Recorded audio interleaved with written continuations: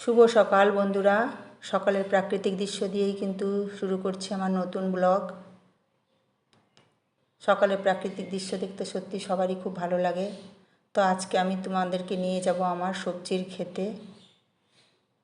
চলো চলে যাই আমার সবজির ক্ষেতে। দেখো চলে এসেছি। আর সবজির ক্ষেতে আমার মাত্র রয়েছে একটা পেঁপে গাছ, আর পেঁপে গাছে রয়েছে অনেকগুলো পেঁপে। তো পেঁপেগুলোকে আমি সব পেড়ে নেব। পেঁপে গাছগুলো থেকে আমি সব পেঁপে পেড়ে নিয়ে বাড়িতে চলে এসে স্নান করে আমি চলে গেলাম ঠাকুর ঘরে।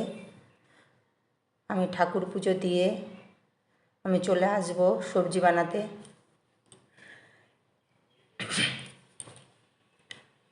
তো আলু পেঁপে আমি কেটে নেব। এই আলু পেঁপে দিয়েই হবে আমার একটা রেসিপি।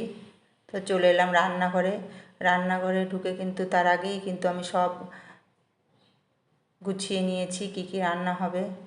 তো এসেই কিন্তু আমি আলু পেঁপেটা একটু ভাপাতে বসিয়ে দিয়েছি। আর সঙ্গে বানিয়ে নিব একটা মশলা, জিরা, আদা আর কাঁচা লঙ্কা দিয়ে।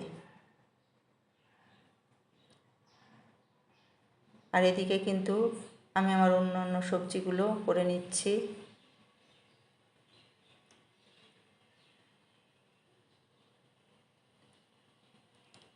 দেখো তার মধ্যে তোমাদের সঙ্গে কথা বলতে বলতে কিন্তু আমার মাছ ভাজাগুলো হয়ে গেছে। এবার মাছগুলো তুলে নেব।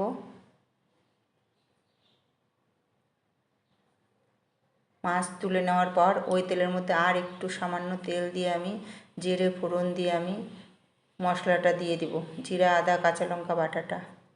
পেঁপের মধ্যে যত মশলা কম খাবে তত উপকারী।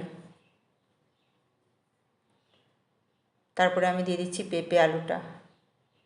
পেঁপে আলুটা কিছুক্ষণ কষার পরে আমি জল দিয়ে দিব। জলটা ফুটে উঠলে আমি দিয়ে দিব মাছগুলো। মাছটা দেওয়ার পরে আমি মোটামুটি 3 মিনিট মতো ফুটিয়ে নিয়ে একটু গরম মশলা দিয়েছিলাম, দিয়ে নামিয়ে নিয়েছি আমার মাছের ঝোল। কয়েকটা কাঁচা লঙ্কাও দিয়ে দিয়েছিলাম। তো আমার দুপুরের মেনুতে আজকে ছিল ভাত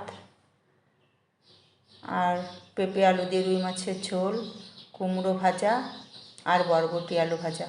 তোমার এই ছিল আজকের দুপুরের মেনু।